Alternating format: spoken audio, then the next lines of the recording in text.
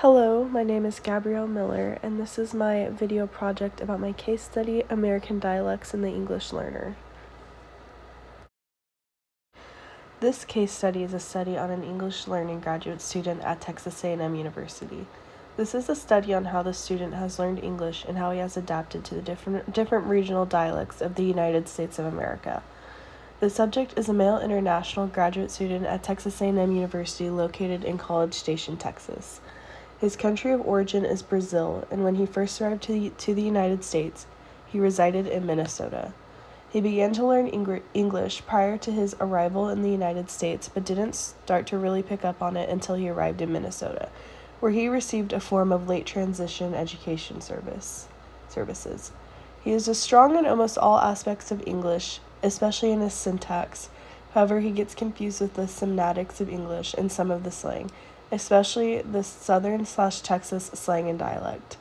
My research question focuses on the question, how do the varieties of dialects across the United States affect the ability of an emerging bilingual or English learner to learn English?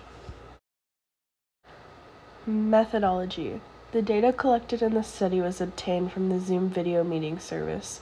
Once a week, my subject and I would both join a meeting room to discuss topics about our respective cultures, his previous experience learning English, and any questions he had about the English language. I would speak at a medium fast pace so that he might understand better. I would take notes on how he responded to me talking with my Texas and Southern dialect. Dialect, as described by the Merriam-Webster Dictionary, is a regional variety of language distinguished by features of vocabulary, grammar, and pronunciation from other regional varieties and consisting together with them in a single language. In Karen M. Hess's article titled Dialect and Dialect Learning, Where Are We?, she writes, "The King's English, referring to very traditional English originating in England, no longer rules the schools by divine right. School personnel and the public have become increasingly aware that everyone speaks a dialect and that all dialects are adequate for communication. Simply put, we all speak a different dialect, even if we don't believe it. To the outsider perspective, dialect can have an effect on the learner." Teaching dialects. It is important to be able to adequately understand the challenges that an emerging bilingual or English learning student might face when working with a new dialect for the first time. To this population, it is almost like learning an entirely new language. Karen Hess again writes, "Teachers should accept regional, ethnic dialects as normal and natural variations. In fact, many educators emphasize that an accepting attitude is the most crucial variable in teaching English to non-standard speakers. It is important to understand that English dialects are not to be treated as abnormalities, and understanding the cultural significance of them can better help teach EB/EL students."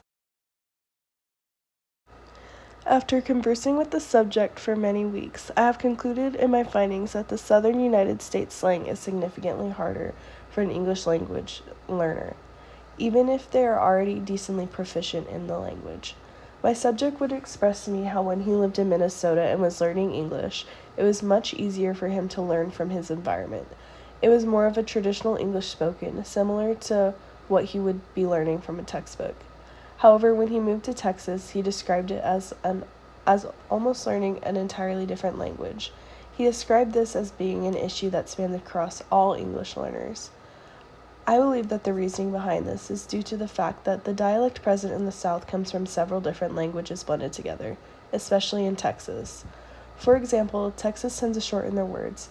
Examples saying fixing to or instead of I'm about to, or get instead of get. And this stems from the many different native languages that blended together with European languages during the settlement age. Learning this dialect can be very challenging to someone who is barely learning English, because they have to almost learn new grammar laws in order to understand what someone is saying. Conclusion. English is a hard language to learn. It is even harder when you throw in the many diverse dialects of the United States that exist, and not only the United States, but all over the world, and this can have a serious effect on the English learner. The best way to help an English learner who is simply adjusting to new dialects is by simply understanding the dialect itself. By understanding the history and cultural relevance, as well as knowing that the dialect is not a deformity of traditional English, we can better teach those who are learning